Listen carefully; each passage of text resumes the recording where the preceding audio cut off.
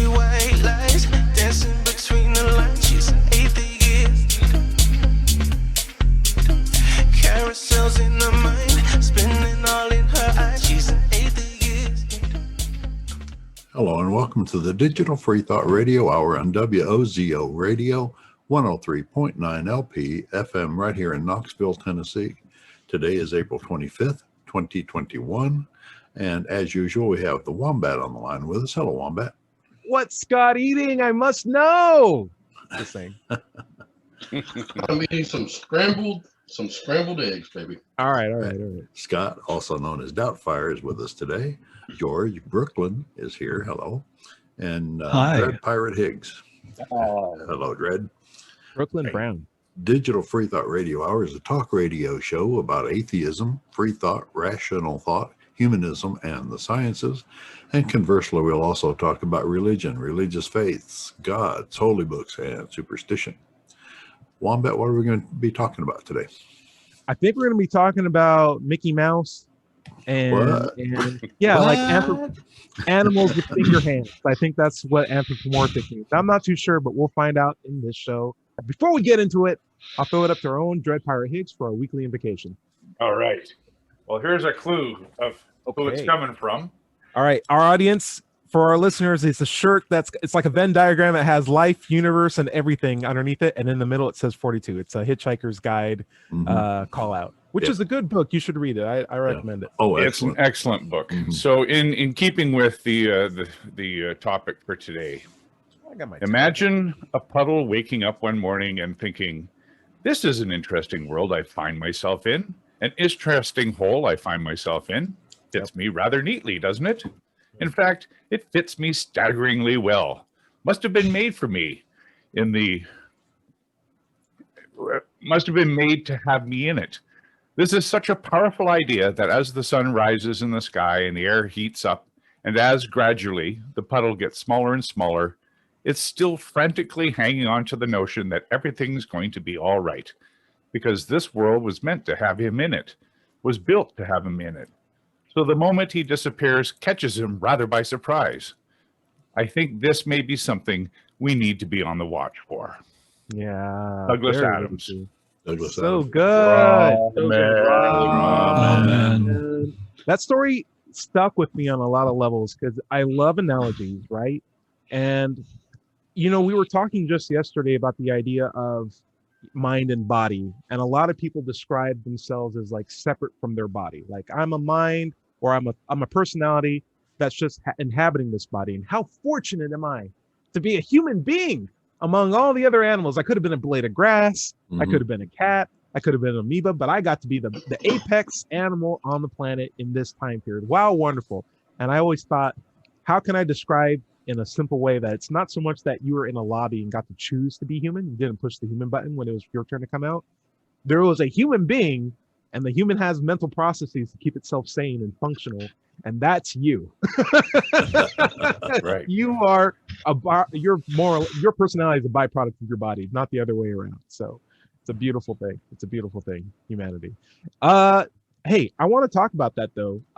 We're talking about Mickey Mouse, right? And Goofy and Donald Duck and all these animals that have like human parts. I don't understand anthropomorphism. I understand that it's a very big thing in the internet. I try to stay away from those websites. Dread Pirate, help me out. What's this anthropomorphic thing? Well, so I think we might be getting confused or conflating two things here. So anthropomorphism is not the same thing as the anthropic principle, which is okay. We're going to talk about. So talk to me. Well, the anthropic principle is sort of the position that, with all the constants appearing so fine-tuned, that the universe was actually kind of made for humans to perceive it, and if it was any other way, we wouldn't be able to.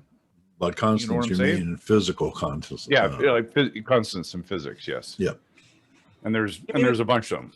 Give me an example. Example?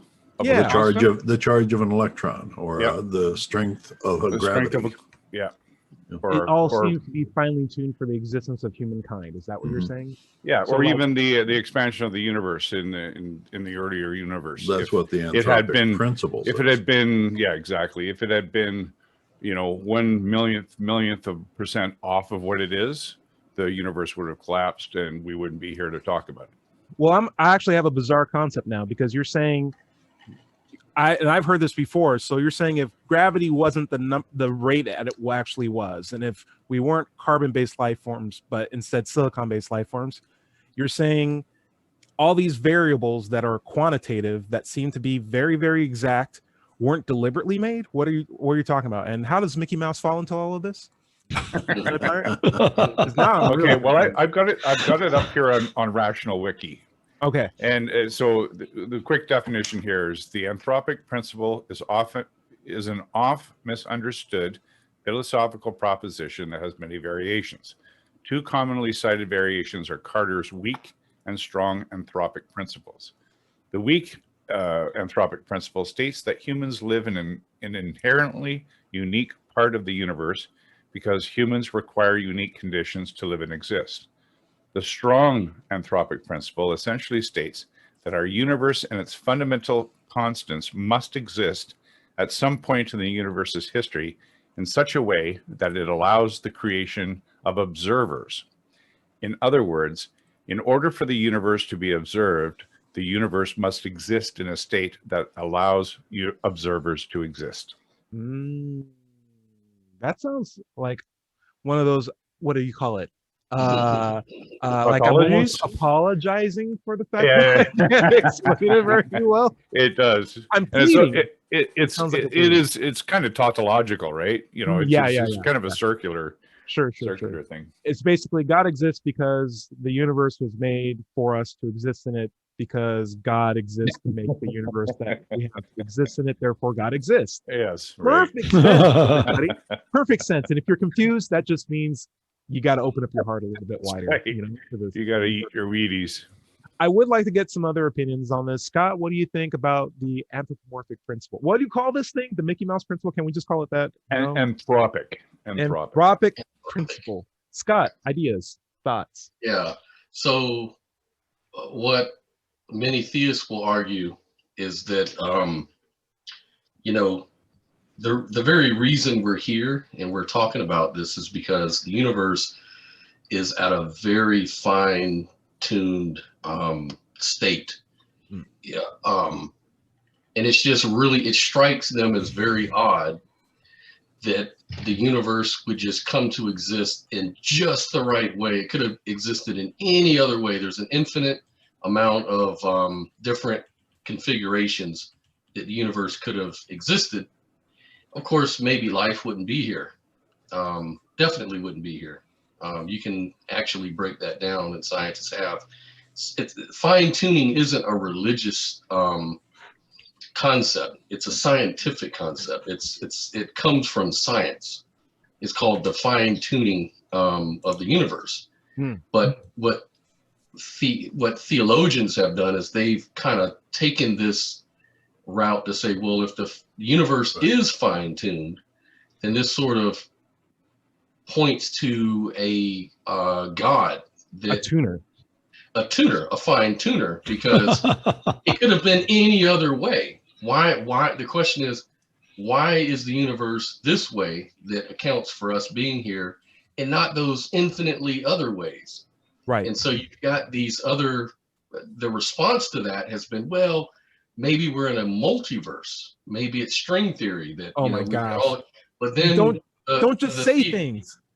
Right. So then the theologians will say, yeah, but those are just as religious and just as unfounded as the alternative. So they're saying that the most parsimonious answer would be God, because we're looking at something more simple than trying to extract all these infinite amount of universes, right? And as much as I have an issue with, and as much as I have an issue with multiverse, right? People who misuse them as like a catch-all term to answer everything else. Yeah. God is like the most complex thing you can bring into a conversation as a catch-all answer to everything. It is literally the most complex thing card you can play. It is the most biggest unanswered, most Well, assuming. there's two things that I have on that, Occam's razor. Tyrone. There's What's up? there's two things that I have on that, what you just said. Talk to me. There's two problems right here. Number one, it seems to me that if we live in a fine-tuned universe, that means that God must have been fine-tuned. Who fine-tuned God? Oh no. Okay. Because now it seems like he's constrained too by the constants, right? Yeah. And then, Yeah. then the Clearly. whole argument kind of dwindles away, kind of dissolves Yeah, away. because what if it was two gods? Wasn't it perfect that we just have one fine tuner? Right. And isn't that fine tuner who made the one fine tuner like There the you best? go. There you fine go. tuner? See? There's Because the they Russian all dolls God. again. It's the Russian Yeah, dolls yeah. again, right? It's a super god issue. Yeah, yeah. Yeah. Yeah, Russian dolls exactly. And what's the second one, Scott? Well, that was it. There's that. How- and what? God is constrained by fine tuning. So, put it this way. Right. They say fine tuning is proof of the supernatural God, the fine tuner, right? But it seems like this is more of an argument for naturalism, because it would be supernatural if God allows life despite the universe not being fine tuned. That would be a miracle if there's life in the universe without nature being a certain way. But because nature is a certain way, it allows for life. That only points to naturalism. So, does that make sense? No. I'm trying to follow. I like the words you're saying, and I'm sure there's a point there that I can follow. Could you try again? Could you crystallize that again? So I got this from Sean Carroll's debate All right. with William Lane Craig about Just one more fine time. tuning. Yeah. So William Lane Craig says the universe is fine tuned. This points to God being Okay, the fine tuner, and God Right. is all powerful, all knowing, and that's why it's fine tuned. Got it. Sean Carroll says in response to that, well, fine tuning only promotes naturalism, not supernaturalism, because fine tuning is talking about laws of nature. Well, Okay. supernatural doesn't need laws of nature. God doesn't have Right. to abide by the laws of nature. Right. He's a weak Yeah. God if he can't. Right. Right. If you work by magic, you don't need to do fine tuning. You can just say, I'm a magic supernatural being. This exists now. Deal with Right. it. You don't He- have to make little exactly. rules and Yeah, variables. God could have made us out of titanium to live in the interstellar space. Exactly. It doesn't Yeah. matter. Or make what us out of nature people's requires. ribs, Yeah. right? Yes. Right. Or just magically make us out of people's ribs. Yeah. There you go. Yeah. Just Well, increase the mass. something that kind of takes the wind out of the fine tuning argument is the fact that 99.999 followed by 20 zeros or 20 other nines is uninhabitable. Mm-hmm. Yeah. Most of the universe is uninhabitable. Not And even if you think about on Earth, 2,000 meters below sea level, 8,000 meters above sea level, your history. So, Yeah. fine tuning, it doesn't really cut it. Larry, go for it. Yeah, they were talking about, if the fine tuning constants were not exactly right, the universe would have collapsed. Well, there could have been 100 billion other universes before this one that did collapse because they had the wrong fine tuning parameters. Oh, that's a good point. And That's a then, good point. there's no observers in those universes because they Yes. didn't persist. We Oh, have one everyone- example. we have one. We have an N of one right one We have example. one example that it did persist, Yeah. and therefore we were able to evolve in it. But that doesn't mean that there weren't, countless other ones before that. Multiverses. Right. I'm also going to throw this out too. I like to get George's opinion on this because it's not just that the 99.999 on end is uninhabitable. It's actively hostile to Right. human life. Even if you were in that small fraction, you could have a neighbor you don't get along with. Isn't that right, George? You could have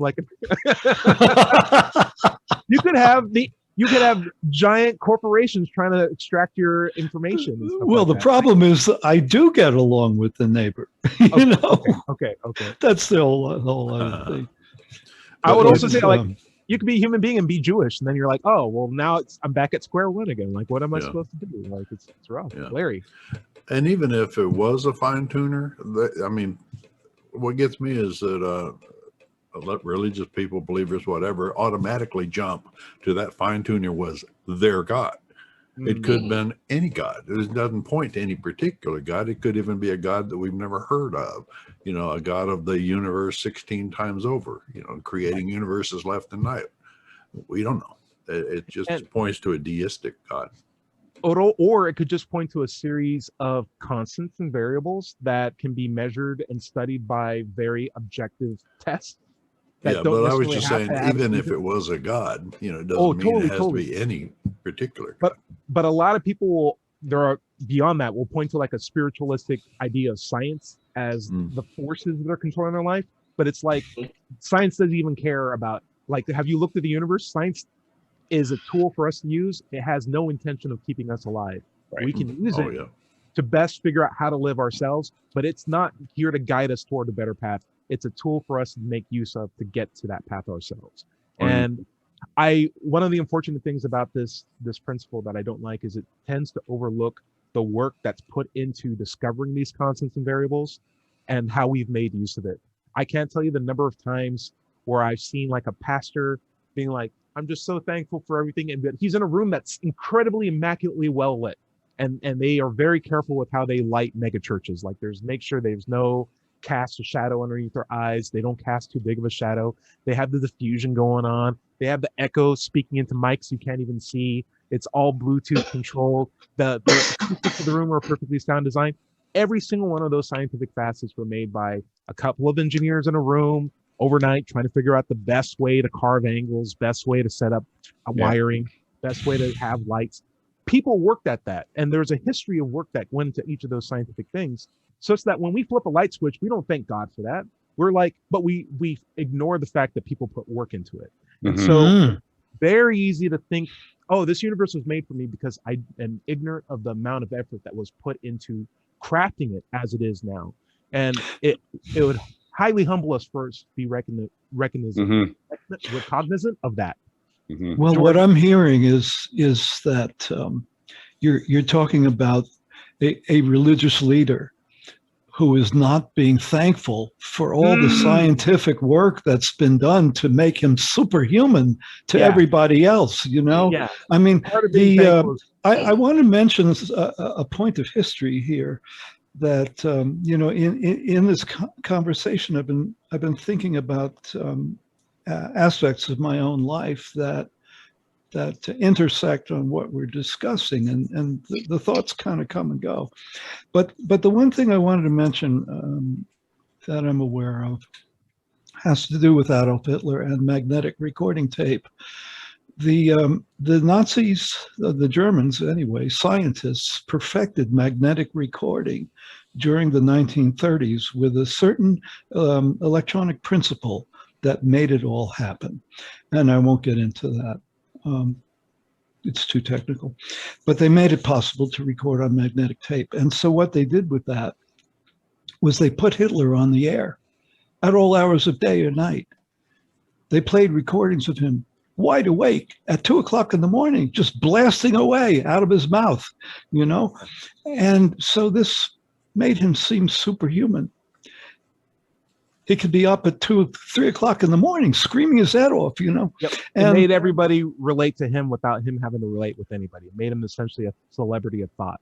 And there are superhuman. good parallels to this today. But anyway, sorry for interrupting. So I mean, it just that particular invention made it possible for him to do that. And I interviewed with a company that makes loudspeakers that are used in megachurches. And as you said, Tyrone, a tremendous amount of brilliant scientific work went into those loudspeakers. The same speakers are used for rock concerts. Sure. They're extremely good. And so, yeah, I'm just relating to that. I've thought this myself from time to time.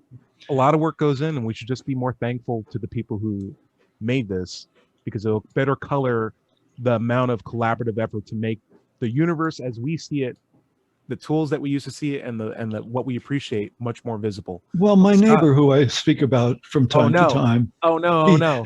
See, he went and had stents put in his arteries, and Thank God for it when it was over instead of the doctor. well, I was thinking more like the degradation of science that has gone on for the last 4 years in this country, and the fact was that he did not go to his car mechanic to have the stents put in his arteries. He did not go to his pastor to have the stents put in his arteries. He went to a doctor. Cool. The doctors, exactly. You don't go to a pastor for stuff like that. You go to a doctor. Right. Yeah. Anyway, that's my point. Scott, you raised your hand. What's up? Yeah. So, in response to that statement that science is kind of the empowerer of religionists who use technology like the internet or the church floor or the church building or whatever it is, the microphones, the thing, science is sort of enabling Christianity, and Christianity turns, or any theism turns around and gives all praise to God rather than the scientists. And so that point has been made a lot of times, and what I've found is that a lot of apologists now are trying to bring up the point that, wait a minute now, most scientists are Christians. Whoa, all of the science that was done from Newton on up, they were Christians. Oh, why start from there? Why start from there? There Right. were so many more scientists before that one white dude. Yeah. Exactly. And they'll say, look, so when you try to say that, science versus, our Christian God, well, wait a minute. These same scientists, these same things science was created by Christians. So how dare you try to pit us against? So, it's just something I thought I'd bring up. But I think that that's kind of a ironic argument to make, being that a lot of Christians used to burn scientists alive at the stake. Indeed. It's an argument ad populum, I believe. It's just, hey, a lot of people believe this, therefore it's true. That's not necessarily the case. Right. It's not a good founding for an argument. I was going to say, it's like Oz, right? The state of churches these days is really like Oz behind the curtain. Are you saying Pogs? Oz, the great and powerful Wizard of Oz. Oz. Behind the curtain. Yeah, 80s kids, don't pay attention to that man behind the curtain, sort of thing. Right. And that's what they do in these big mega churches nowadays. But what I thought was a bit of a peeve I have is I watched a show called Mayday, which is about air crashes and air accidents and whatnot. And I saw the one recently about Sully, who landed his plane in the Hudson River. And survivors saying, thank God. Thank God I made it. I have a purpose. God wants me to live on for some purpose. And it's like, no. Like, stop. Yeah. So we need the Church of Sully. Yeah, the Church of Sully. I want to throw this before we head out to a break, because I think it's a good final point to rest on, at least before we come back to the subject. But when a pastor is like, hey, I have good news, he's only talking to his flock. He's only talking to his people. But science is for literally everybody. Once a discovery is made, there's no dissection of people. There's no segregation. It's for everybody, which means people can misuse it. And people do misuse it. But science, like I said, doesn't have the goal of saying these people first, these people second. It is literally as open and objective for everybody if they're willing to put in the work. So even if you are subject to like misinformation by people that you trust and care about, you have the means to figure out how to parse their truth and facts on your own, because science is available to you too if you're listening to this. Larry, final thoughts before we head out to the break. What do you got? Oh, just go back to science was created by Christians. The science that supported Christianity was okay. The science that didn't support Christianity, like the Earth-centered universe or the sun-centered universe, that type of thing, you could kill the scientists. You could house imprison them. You could banish their works and burn their books. It all depends. It took 500 years for Catholic Church to apologize for what was it, Galileo's works, and imprisoning him. It wasn't the religion that made them apologize for it. It was the science and popular opinion finally catching up with the science. So we have to be aware that Christianity didn't do much for science other than, rubber stamping it when they got around to approving it. Yeah, exactly. Now, when these preachers, like there was a monk who actually came up with the idea, I think, of using peas of evolution. Say, one of our people discovered evolution. No, he didn't discover the correct tool that evolution uses, and he wasn't doing religion when he found that principle. He was doing science while he was a religious person. You're talking about Mendel, right? Yes. We just need to keep that in mind. Were they doing religion when they made those discoveries, or were they doing science? Right. And how many discoveries did religion per se actually bring forward? Right. And I'm ready for a break. Genetic fallacy. Yeah. It's like something is right or wrong depending on the source. That's a right. Terrible. Did you say Mendel? Yeah. That's a Jewish name, man. He was the guy that did the work on peas. Right. Oh, awesome. Awesome. Okay, you ready for a break? Let's do it. Okay, this is the Digital Freethought Radio Hour on WOZO Radio 103.9 LP FM right here in Knoxville, Tennessee. And we'll be right back after this short break. Cool. I'm on pause. Anybody need to step away? Nope. No, I'm good. Let me take a quick sip. Let's jump back into it. I could use some more tea, I guess. Oh, we're going to get some more tea. Let's go. Pet peeves with... Oh, Scott, I'm working on a new song. You're telling me. Yeah, Quinn Questions gave me some feedback on some new things I can try out.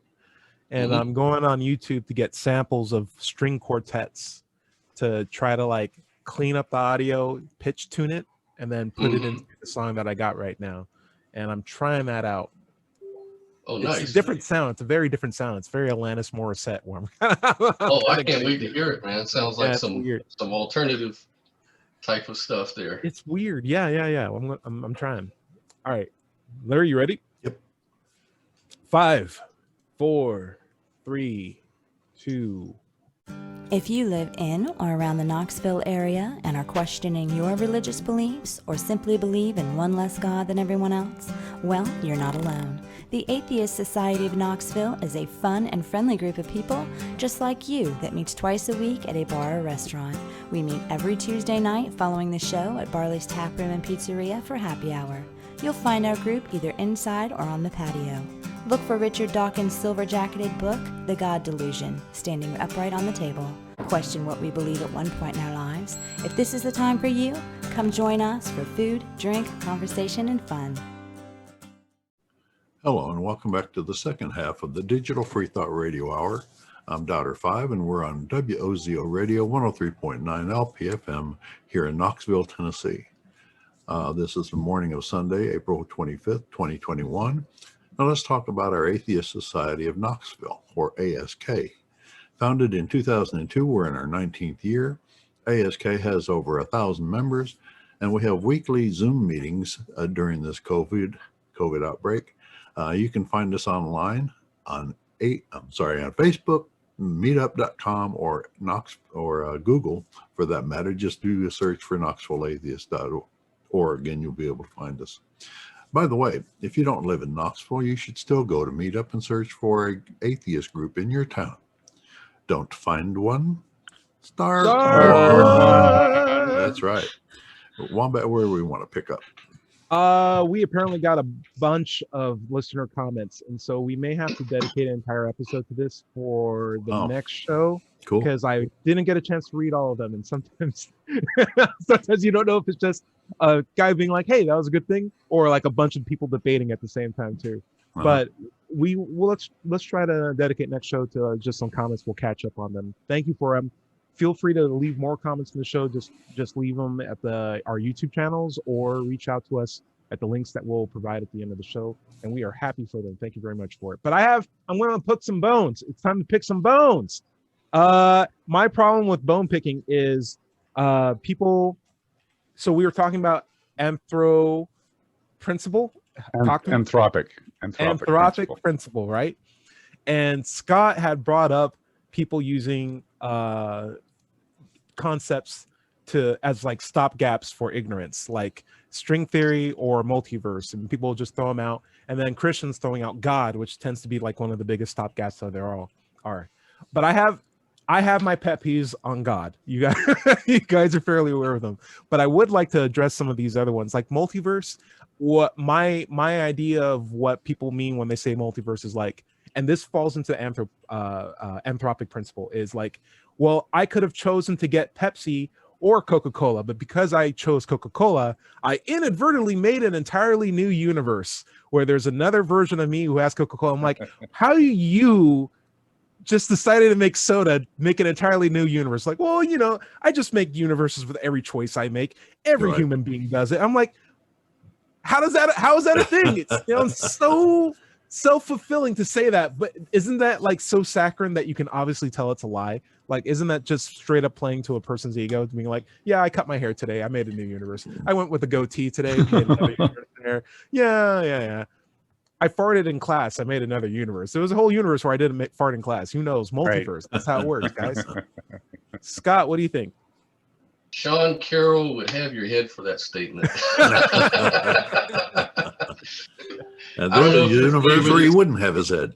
Yeah, I feel like exactly. It goes to the puddle idea of like, this universe was made for me. I'm just making universes left and right. It's like, no, dude, what are you talking about? Like, you got. Yeah. And see, that's Scott, the thing. Sean Carroll I don't think he expected as much blowback from other scientists and other philosophers that say the same exact thing you're saying here.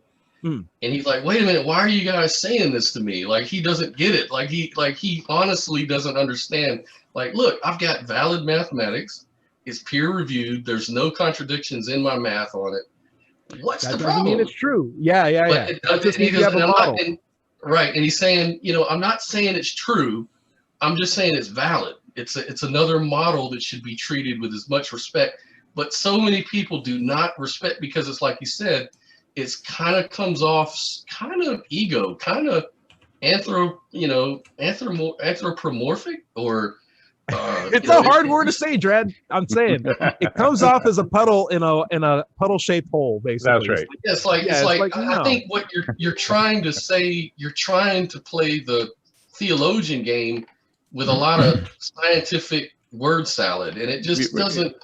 Something doesn't seem right about it, but exactly. And it's the same about intelligent design, right? It's trying to put a scientific spin on a supernatural idea, right? Yeah. It's metaphysics. Larry, what do you think? I have a hard time with the new age people using terms like higher vibration or quantum. Quantum or automatically putting what is an intelligence in any energy they happen to encounter. Boom, there you go. I hate that too. Yeah. That pet peeves agency. No end. It's hard to describe in sign language. I know I had a conversation about pet peeves in sign language 2 weeks ago, and I don't have enough words to express small things upset me. But Larry, what do you think of the idea of multiverses? How many universes have you made today? You went to get tea over the break, for example. Oh gosh. There's a universe where you didn't. Now we got these two spiraling universes where you might be an evangelical Christian by now, and this other one where you're just like entirely possible, because I was born a Christian into a Christian family. You were born in a Christian family. You were not born Christian. There's a universe where I didn't meet Hilda in college, and therefore I stayed in my religion. Oh my gosh. Yeah. So and now we would have 1,000 more Christians. Yeah, no, I think it's a nice idea. I don't know if I go with that, but it sounds pretty far-fetched. Even it's like what you were saying about a valid argument versus a true argument. They can be valid, but we just may not know the flaw in it. Right. Whatever the answer is going to be, I kind of feel like it's going to sound far-fetched. Let's just put it that way, because if it wasn't, we would have probably already had the answer. Right. So that's not part of my thinking, is that if it sounds far-fetched, because that'd be kind of like a argument from personal incredulity. Like, for some, evolution is kind of far-fetched to them, but that's just because it's personally incredible for them to believe it. doesn't mean it's not true. Right. You know, Correct. so I think that part of it, I kind of learned how to separate that. But the problem for me is that that's just one interpretation. Like there's a lot of models on the table, and you can't just arbitrarily pick one over the other because it feels good to you or it kind of sounds like a great stopgap argument. They're all stopgap arguments. They're all models that attempt to do the same thing. And I think that at the end of the day, people who conclude one over the other, it just depends on their philosophical, commitments. And for me, I'm more of an agnostic. I kind of just say, look, I don't know which one, if any of them are right. I'm gonna break it down.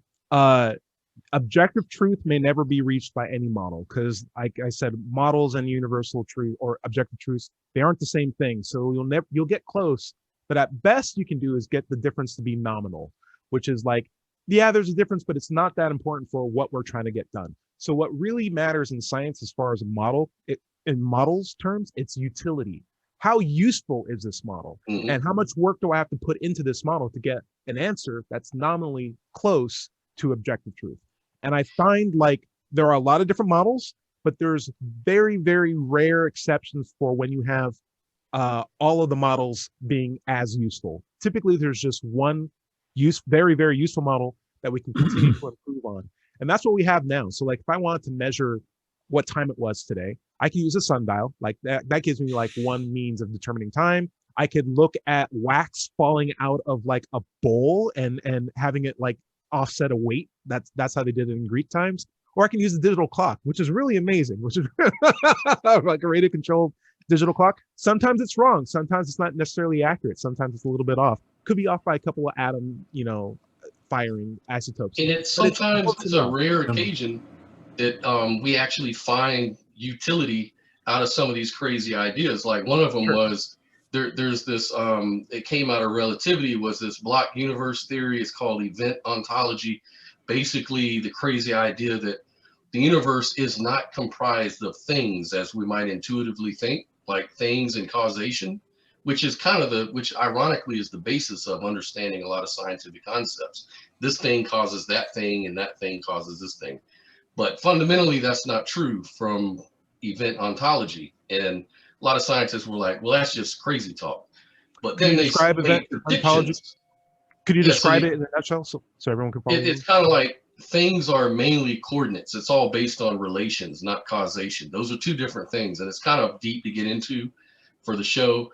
But basically, it's about relations and events. Those are the only real things, not things themselves, which is kind of a weird, really weird, unintuitive idea. But then, then the thing was, well, how would you prove something like that's really the truth? And they say, well, we make testable novel predictions.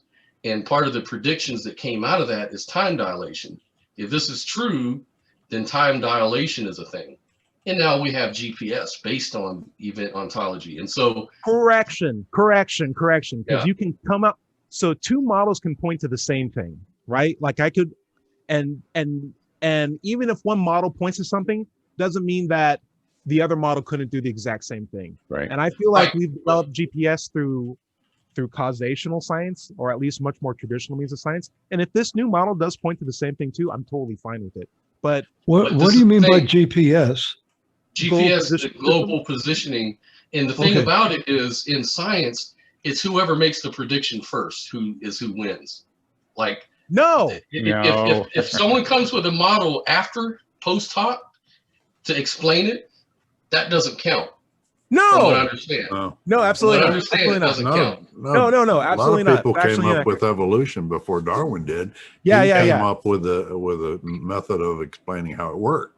And he got it. And even he was wrong until we figured out what genes were and what punctuated equilibria was, and germ theory. Like these are not the theory. I'm talking about the prediction, the predictions.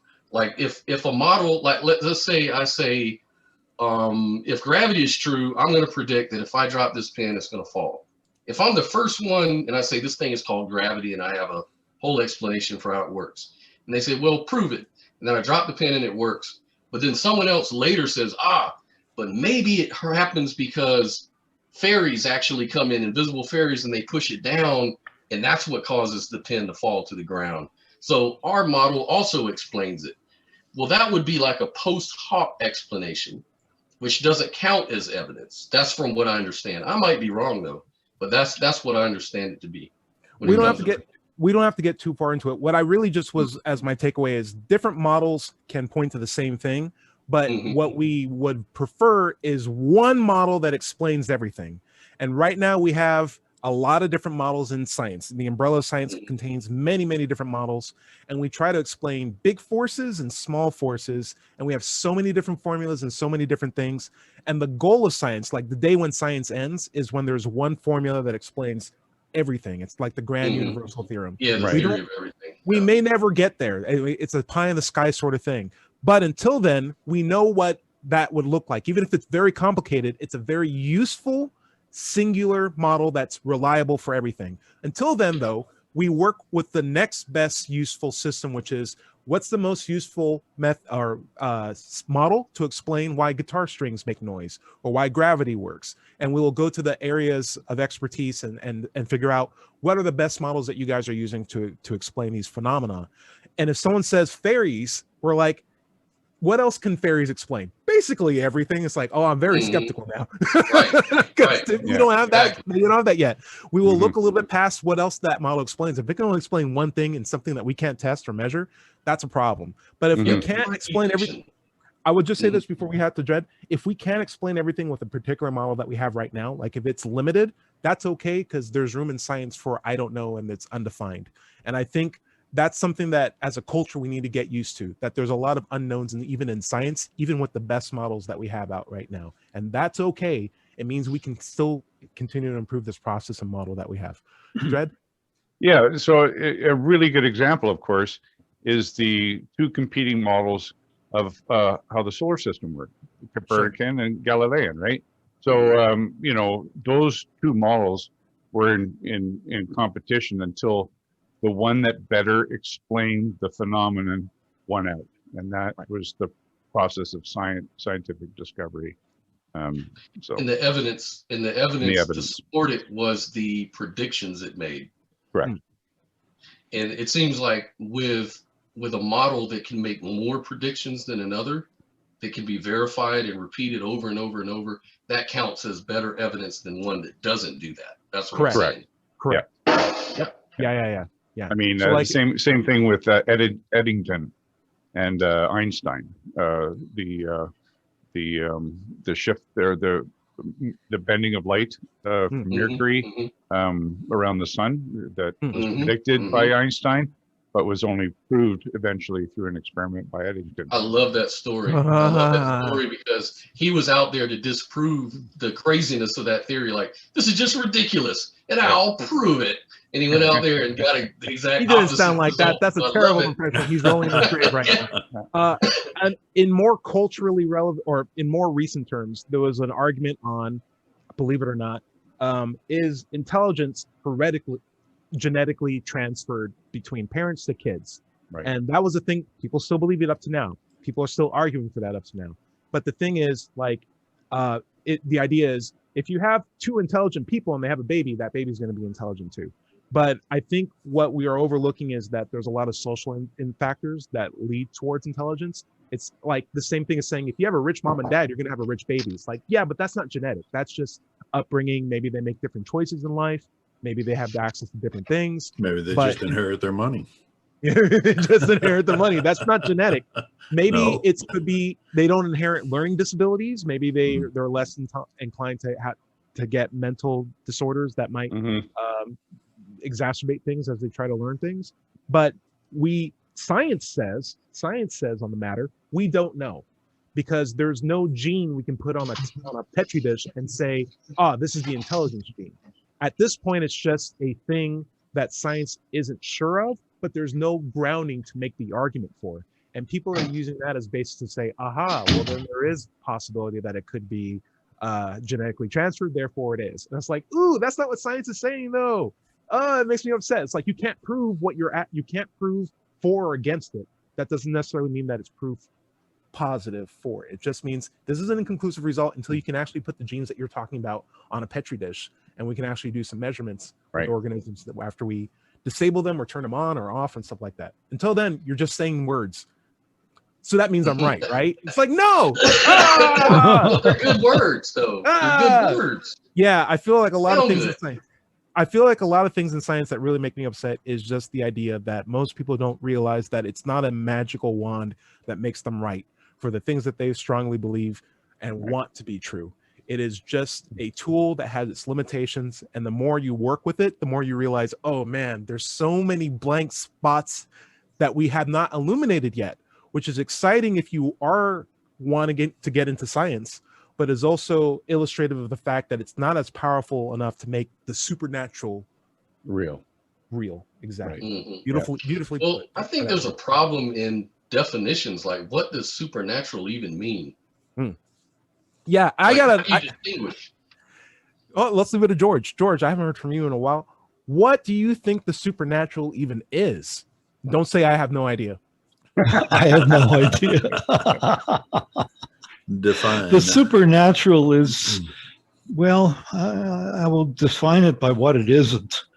Okay. Okay. It isn't science. And Very it true. isn't natural. Super. Super. And I I mean, wouldn't know how sometimes you have to. Sometimes when you're defining something, you have to look at what it isn't, and go Is from there. science And this is one, I think. morals and ethics. They'll say morals and ethics are not science. Science No, makes don't twist the word. moral. Don't twist the word. Like it's not strictly measured with incredibly well-defined variables in the field of ethics and morals, or alternatively, what George Brown's alluding to can actually be systematically measured and is tied to the laws of logic and reason. Like everything we measure in science is in part accessible through reasonable tools of observation, and otherwise it's just a non-observable facet of So would life. you say more? So would you say moral claims are can be scientifically validated? Yeah, Okay. I don't have a moral button detector that I can push a button and be like, yeah, that was Right. morally correct or wrong. I have to use a different thought process, and that's up to subjectivity at that point. Hey, what's up, Larry? I think we need to make a decision on whether philosophy is the science or not, because we're talking about morality and ideas and Yeah. the type of thing that's usually covered. There are a by- lot of different kinds by of philosophies. Yeah. I got my PhD, which is a degree in philosophy, Right. but it is in very much an aspect of putting a lot of thought into something. Mhm. And I feel like that's what the nature of philosophy is. And Yeah. so if you put a lot of thought into it, that's philosophy. But The philosopher, the etymology of that word is actually lover of knowledge. Yeah. Philosopher is a lover of knowledge. So that's why you can be a PhD in all kinds of different subjects, because that's what it's defined as a lover of knowledge. One scientist named Lawrence Krauss says he hates philosophy, and he says philosophy there's no need for philosophy. Philosophy is just dumb. you know Like, what? I the hate only thing cursive. that But you know what? He hangs out with Yeah. Daniel Dennett. So Yeah. Yeah. They need But to take then, cursive out of school Isn't there a first. That's all I'm philosophy of saying. science though? There Doesn't is a science? there is a philosophy of science. Yeah. I mean, in a lot of ways, what we do in science is philosophy, because science, again, is just a tool. It's just a box of tools, and you have to put it on a table and use philosophy to apply them appropriately to solve problems, if that's what your intentions are. Mhm. Mm. So, in Yeah, moral, well put. Thank you. In more ideas of moral, you are using philosophy because you're looking for tools that aren't necessarily like as equipable as like scientific tools. Like I can't cut, I can't detect, I can't use spectroscopy, I can't weigh. I have to really reason out processes with mental models and talk to people and understand what's your consent? What do you want to have? What are our mutual goals, and what can we do to improve our mutual benefit of a situation that may not necessarily have a clean, perfect answer to make everybody happy. That is a philosophy in its own right. And it comes out to murky answers sometimes. But what is cool about science, math, and philosophy is they have very, very different standards of what I call declarative truths. Math can say, this is 3, this is 4, because those terms are so incredibly well defined. We know what a 3 is, we know what a 4 is. Science can say, I built a model to suggest that this is 3, and we are very, very conclusive that this is 3. We can even make a law. The law might change in the future, but I'm saying a law because it's more than a theory. We can demonstrate it, but it might change in the future. But we are very, very certain that that is the case, right? It's a little less certain, but it's still pretty close to it. And I feel like in philosophy, it's more of like, here's just this idea that we've come to terms with as the best way to behave if certain events happen. And whether or not it's right or wrong isn't really the question. It's more just like, here's the thought process that we're using, and it's up to us to decide if we consent into the system of governance or not. So it establishes like a little framework. Yes, it's like a societal contract in a way. Mm-hmm. And they have very, very different goals. And so because of that, it's good that you have different philosophies that are answering different subjects and different things, and they can all borrow from each other. And I think that's the beauty of life. But I think what the biggest question in the world is what is that giant pile of stuff behind you, Scott? Did he drop a bunch of fingernail clippings behind you? What's going on? I don't understand. These are cough medicine. I've got bronchitis this weekend. So I'm hopped up on medication. So are those just a pile of pills that he dropped over? Yeah, just brought some cough drops and some pills. Yeah. Cool. Don't mix them up. Don't mix them up. That's right. Anyway. Larry, we're getting close to the end of the show. I want to get some final thoughts from you. I'm thinking the idea of philosophies and there being more than one. Science, math, philosophy, those are like the main ones I can think of right now. Do you think there are other important ones that we should be aware of? No, nothing comes to mind. What's interesting about philosophy is back a long time ago, like back during Greek times and before that, they actually had the view that to solve problems of physical problems of the world, all you really had to do was just think about it. They would think that thought processes could find the answer on any particular problem, like how the Earth goes around the sun or vice versa, or the distance around the Earth, or just if they thought about it, they could discern it. The thing about it is they gave credence to supernatural beings, and that's where even Plato went off on that road. So Plato, see, I told you we'd get back to the characters. Yeah, good old Plato. Pluto. And just because it hasn't been said today, Sam Harris. Boo. Yeah, boo. Sam Harris, all right. Hey, actually, I'd like to touch on what George was saying earlier in the show when he had made the mention of that magnetic strip tape and Adolf Hitler. We very much construct the world that we live in through our observations and what we decide to take in as information, right? And that could be a bad thing in some cases if we use it, if we were fed bad information. It could be a good thing if we ideally have good information. And what science does is help to separate the two. It's a very, very useful tool. It's like a little flipper. It's like, that's true, that's not true, that's true, that's not true. I don't know yet. I'm not putting it in the true pile. Doesn't mean it's false. It's just its own special basket. And we'll parse that when we have a better system, and we can go through it again. But in the event that you may not feel as happy or feel as calm about the state of the world and stuff like that, you have access to a brilliant method of parsing true and falsehoods that's available to you because science is available to everybody. But also you have control of, to an extent, of coloring the world that you do live in with useful, healthy, and not as exploitatively dramatic, if I can put it in a nice way, information from news media that's not really news media.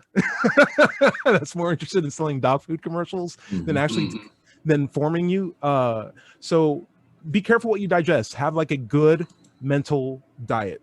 And that's a good way to stay like mentally sound and healthy, I think. And science is a very, very apt tool for that. I have a 3-step rule. If someone's wearing a funny hat, or if they tell you don't eat bacon, and then I haven't come up with the third one yet, but it probably involves something with like, and where they start asking you for money. Like those people typically aren't interested in informing you in the best way that you could be informed. So be aware of that. Funny hat, no bacon, wait for the money ask. All right, that's it. Dread, final thoughts. What do you think? Well, I would like to encourage people, if they're so inclined, maybe pick up some David Hume. He was Blank a Scottish philosopher of the 19th century, or 18th century, sorry. Best known for his philosophical empiricism, skepticism, and naturalism. And every day I've been reading this treatise on human understanding. So I go to the local pub and I have a glass of wine, and that's where I get my Hume in. Get it? My human. Oh. Get my human. Okay.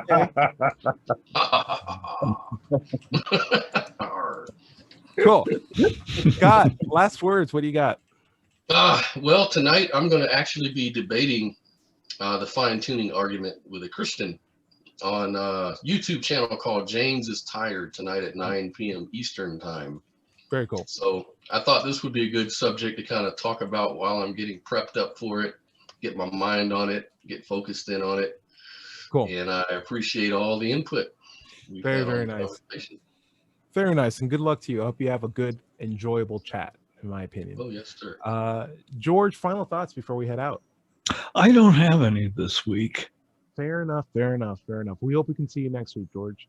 Yeah. Dred, what's up? I just wanted to mention, because I know I forgot last time, was to mention my YouTube channel, Mind Pirate. Yep. That we do this on Sunday morning, 8 a.m. Pacific Standard Time, and you can check us out live. And he's almost close to 100 subscribers, so please subscribe to his please channel. subscribe. That's Yeah. MIND. It's not standard time. PYRAT. That's correct. Yeah. Thank you. All right. Larry, why don't you close us out? Okay. Oh, I'd wait, like to. my bad. I didn't get a chance to close. I'm sorry. Yeah, My bad. Just real Okay. quick. Hey, Okay. I did some car stuff. I fixed my car. I had this whole problem with a leaky coolant water outlet for my coolant. It was spraying hot mist everywhere. I got the part on Amazon for like $20. I put it in myself. I just did a test drive today. Everything looks good. Thank God. My car now magically starts working again. 'Cause that's what solved everything. Larry, go on ahead, take us out. Okay. I just That like felt to. weird. I haven't said that in a long while. Yeah.